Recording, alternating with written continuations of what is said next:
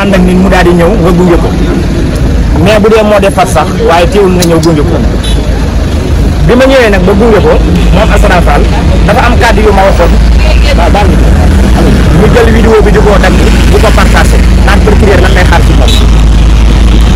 man dafa am lu may ñeer rek bu ma noppee rek doo ko ñëw si laaj bi dafa am nag ay tulunaa yoo xam ne dañoo dagg vidéo bi may wax ne man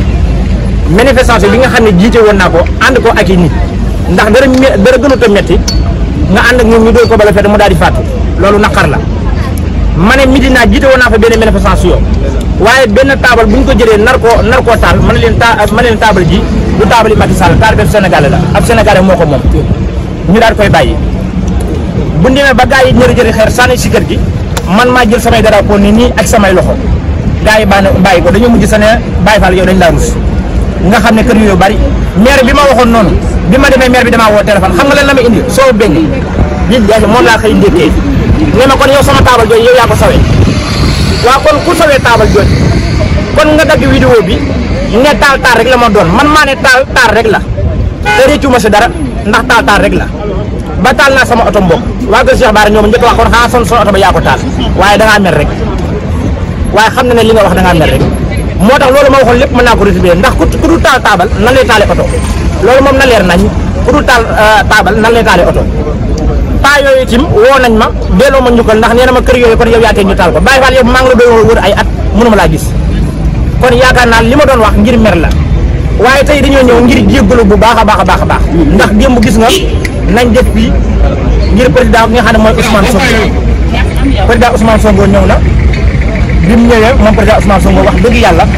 kon ñoo ngi koy delloo njukkal waaye di jéggalu bu baax a baax a baax moom président Ousmane Sonko ñoo ngi koy jéggalu bu baax a baax xam ne fañ toru rek waaye nit ku ne si àdduna da ngay man li nga xam ne mooy sa bis waaye dañoo ñëw tey waaye kontaan bu baax nag suñu justice dañu delloo njukkal suñu justice ndax ñun amuñu leen lu dul suñu justice bi tey lañ gën a am si moom confiance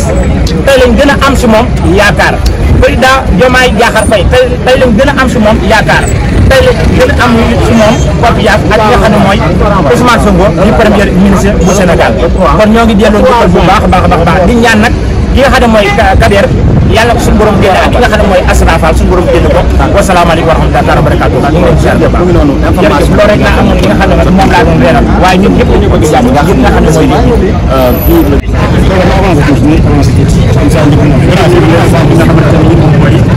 nekk sur les pas du président Ousmane Sonko ma jël ci salle bi ak naqar ak tiis tamit parce que malheureusement li nga xamante ne moom la nekk di constater mooy que aujourd'hui nous avons une classe politique qui a à un moment envahi notre juridiction que ni tey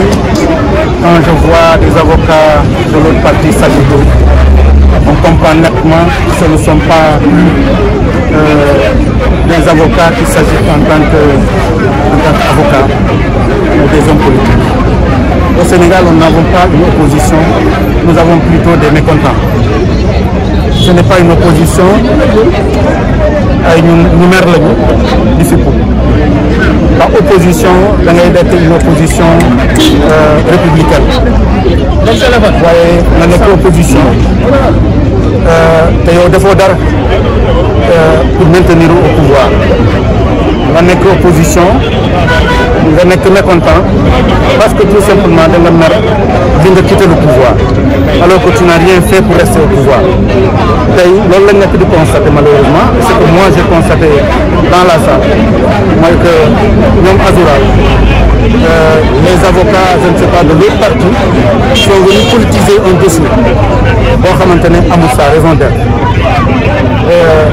c'est ça aussi l'autre rupture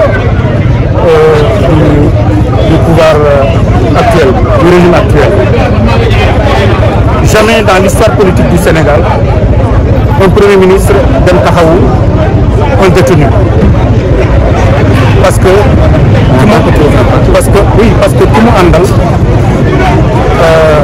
ku mu àndal musul dem tribunal musul dem kaso parce que toujours protégé loolu mooy rupture bi. Jamais dans l'histoire politique du Sénégal un président de parti nekk au pouvoir nekk premier ministre dem ba prison dem seeti un détenu parce qu'il est avec lui. bu duloon la vitalité de notre démocratie bu duloon la rupture prônée loolu du am buñ doon def comme ñeneen ñi loolu du am parce que on va poser sur la balance pour que mu bañ a dem kaso mais dañu ne rupture lañ wax su ma xam ne doone benn ñu ñëpp benn lañ justice woo ko def ko sous mandat de dépôt jàpp naa ne tout simplement premier ministre président du parti jóge bureau dem seeti ko